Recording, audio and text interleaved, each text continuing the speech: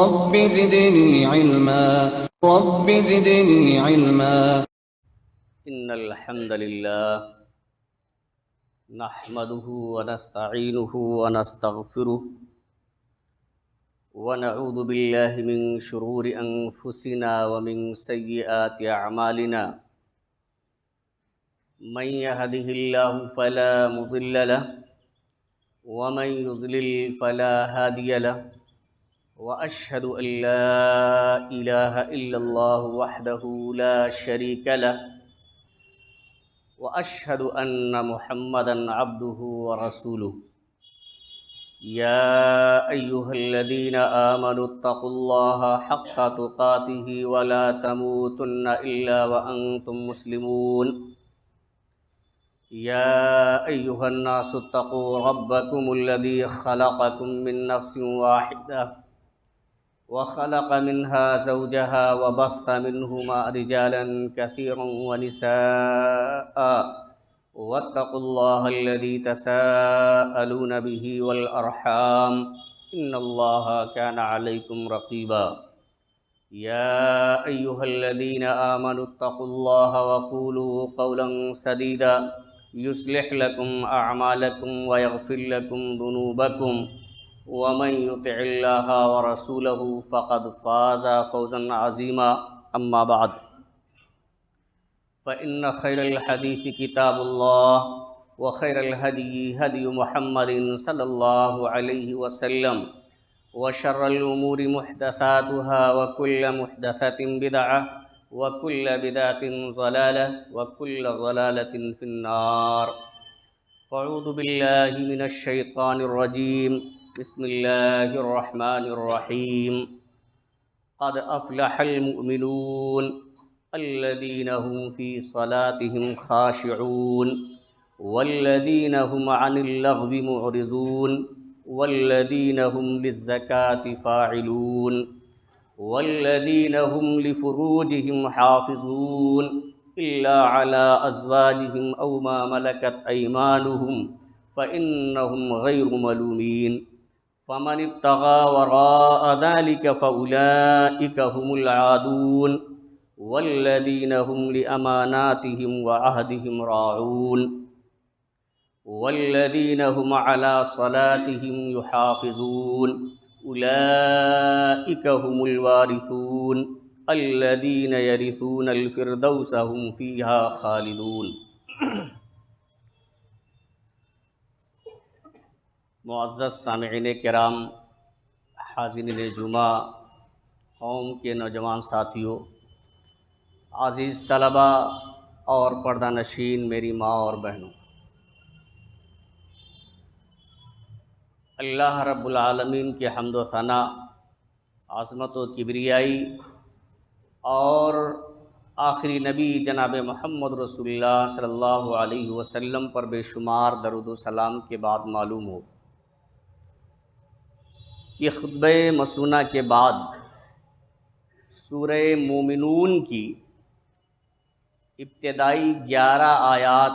آپ حضرات کے سامنے تلاوت کی گئی ہیں۔ اللہ رب العالمین نے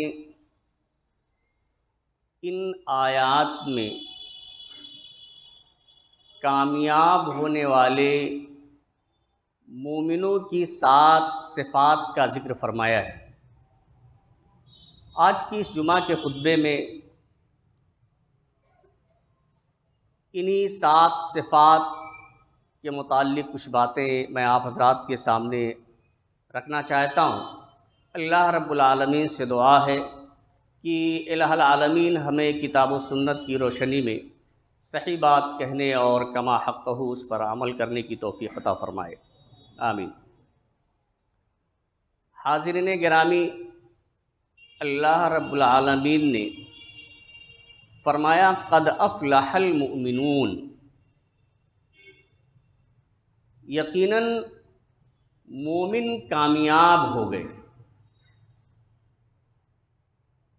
مومن کی کامیابی میں کوئی شک نہیں ہے۔ یہاں جو لفظ اللہ رب العالمین نے فرمایا ہے، اس میں 2 تاکید ہے۔ ایک تو قد ہے جو تاکید کے لیے آتا ہے، شک و شبہ کو دور کر دیتا ہے، اور دوسرا جو فعل اللہ رب العالمین نے استعمال کیا ہے وہ ماضی کا ہے، جو گزرے ہوئے زمانے پر دلالت کرتا ہے، اور اس فعل کے ذریعے اللہ رب العالمین نے خبر دی ہے کہ مومن لوگ کامیاب ہو گئے، یعنی ان کی کامیابی میں کوئی شک نہیں ہے۔ آپ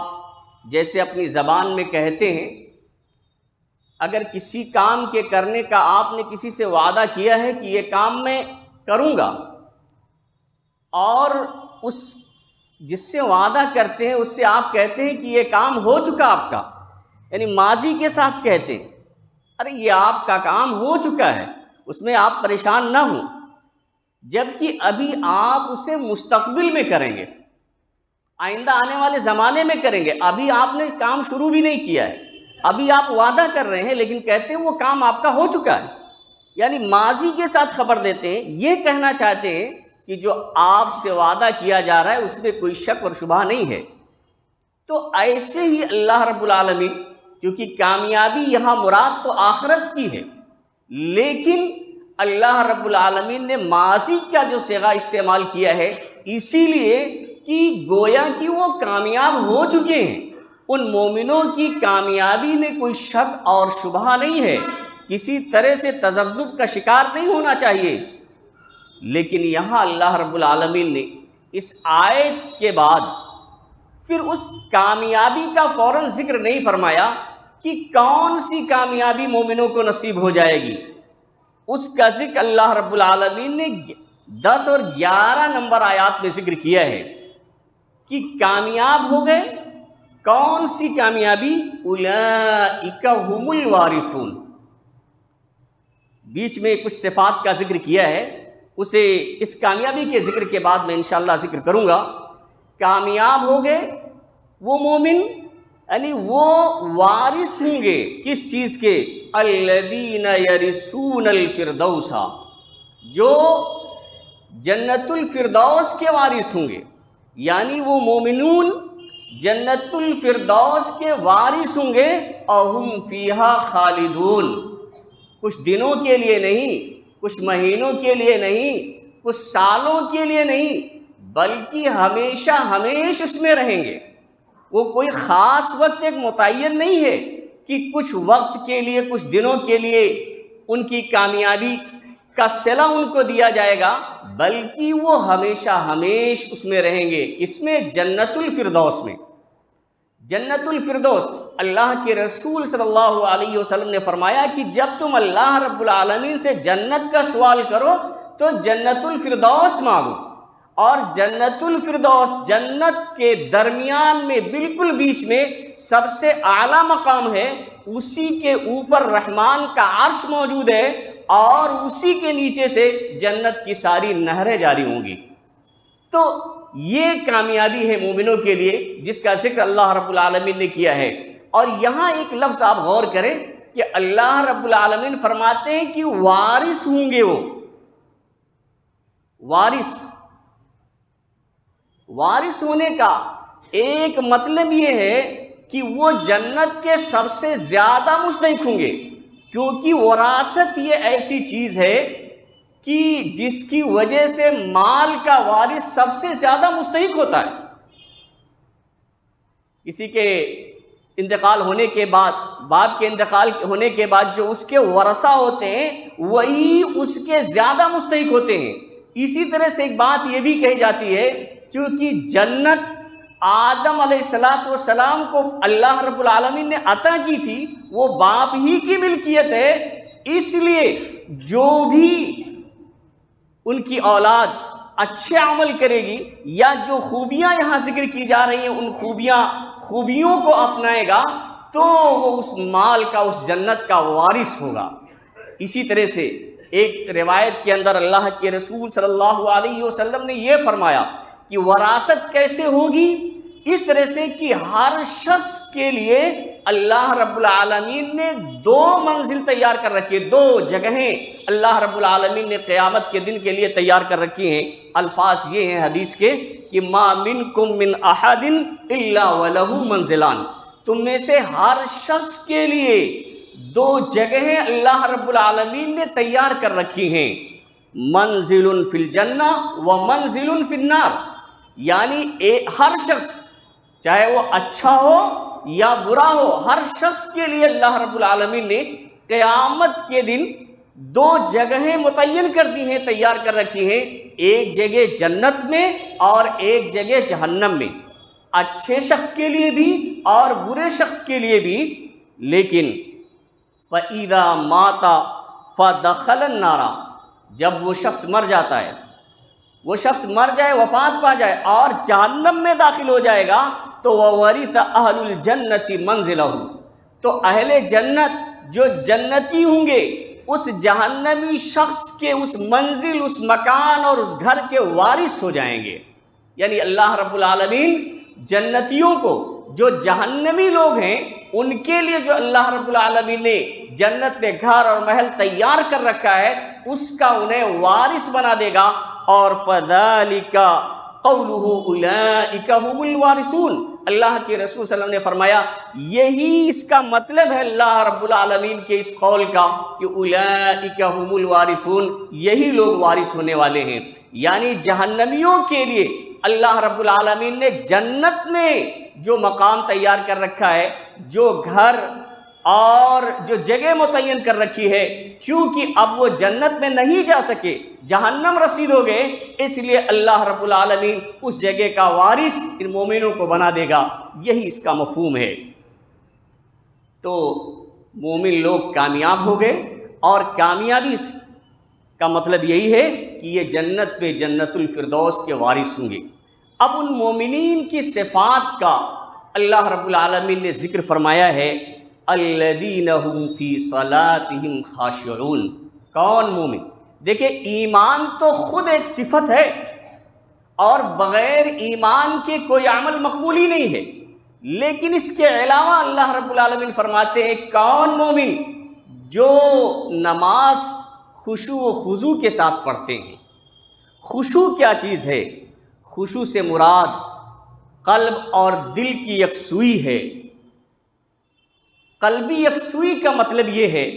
دل کی یکسوئی کا مطلب یہ ہے کہ بندہ جب نماز میں کھڑا ہو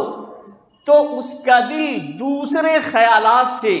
دوسری چیزوں سے محفوظ رہے، یعنی ادھر ادھر کے خیالات آنے سے اپنے دل کو، اپنے قلب کو انسان محفوظ رکھے، تو اس کا مطلب یہ ہے کہ اس کے دل کے اندر خشوع و خضوع پایا جا رہا ہے، اس کے دل کے اندر اللہ کی خشیت ہے، اس کے دل کے اندر اللہ کا خوف پایا جا رہا ہے نماز کے اندر۔ اور جب دل کے اندر خشیت ہوگی، دل کے اندر اللہ کا خوف ہوگا تو اعضاء و جوارح کے اندر بھی خشوع و خضوع پایا جائے گا۔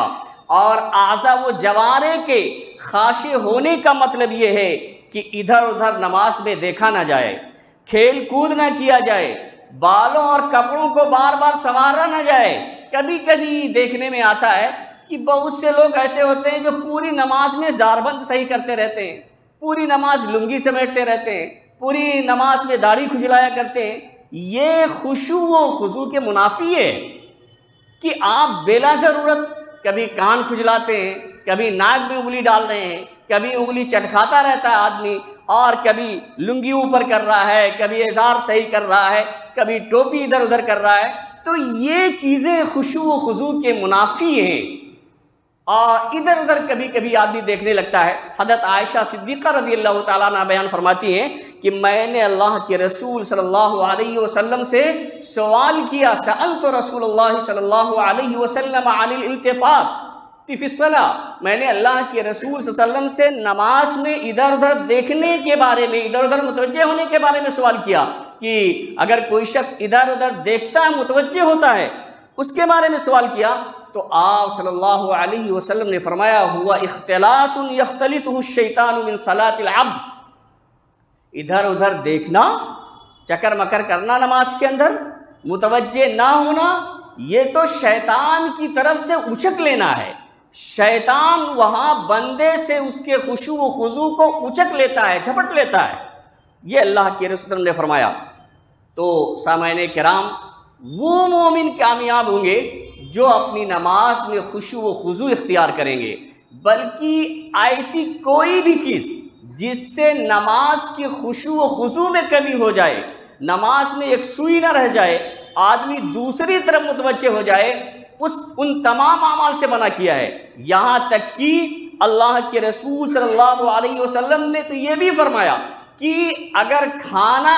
تیار ہے، کھانا موجود ہے اور کھانے کی ضرورت ہے تو نماز سے پہلے کھانا کھا لے،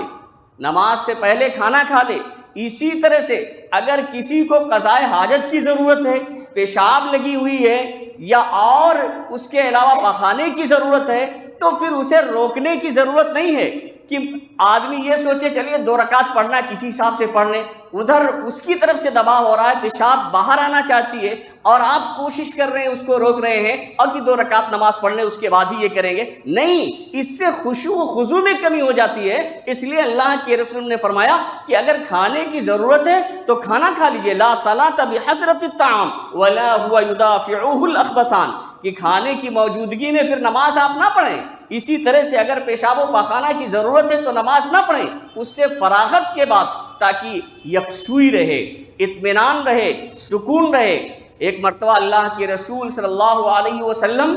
کو حضرت ابو جہم رضی اللہ تعالیٰ عنہ نے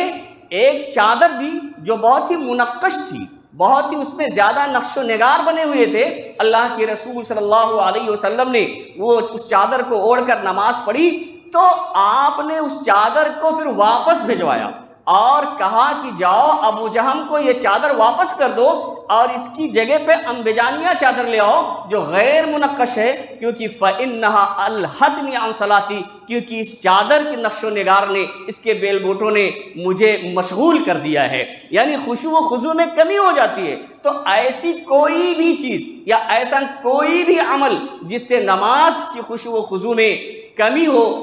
ان تمام اعمال سے ہمیں اور آپ کو اجتناب اور پرہیز کرنا چاہیے۔ بتائیے جب اللہ کے رسول صلی اللہ علیہ وسلم کی ذات گرامی اس میں مشغول ہو سکتی ہے، یعنی خود آپ صلی اللہ علیہ وسلم کہتے ہیں کہ ہمیں اس چادر نے مشغول کر دیا ہے نماز سے، تو آپ بتائیے ہم اور آپ کیا ہو سکتے ہیں۔ تو حاضرین گرامی، ایک صفت تو یہ ہے کہ وہ مومن کامیاب ہوں گے جو خشوع و خضوع کے ساتھ نماز پڑھتے ہیں۔ والذین هم عن اللغو معرضون، دوسری صفت بیان فرمائی کہ وہ لوگ جو لغو سے اعراض کرتے ہیں، منہ موڑ لیتے ہیں۔ لغو کیا چیز ہے؟ ہر وہ بات، ہر وہ کام جس کا کوئی فائدہ ہی نہ ہو، لا یعنی کام جس کا کوئی فائدہ نہ ہو، بے فائدہ کام، بے فائدہ بات، چاہے وہ قول ہو چاہے وہ فعل ہو، جس کا کوئی فائدہ نہیں ہے، یا جس قول اور عمل سے دینی یا دنیاوی نقصان ہو رہا ہے، چاہے دینی نقصان ہو یا دنیاوی نقصان ہو، وہ لایانی ہے، وہ لغو ہے۔ اس سے اللہ رب العالمین نے منع فرمایا ہے۔ اور یہ صفت جن کے اندر ہے کہ لغو چیزوں سے منہ موڑ لیتے ہیں، لغویات سے اپنے آپ کو دور رکھتے ہیں، ایسے مومن کامیاب ہونے والے ہیں۔ یہاں جو لفظ اللہ رب العالمین نے بیان فرمایا معرضون،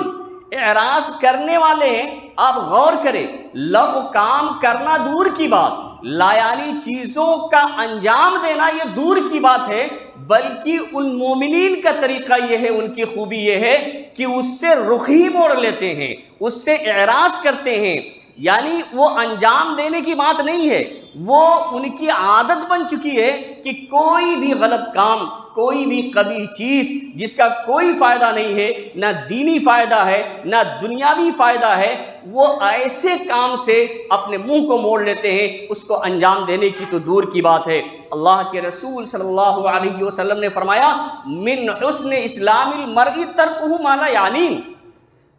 یعنی اسلام کے آدمی کے حسن اسلام میں سے ہے، یعنی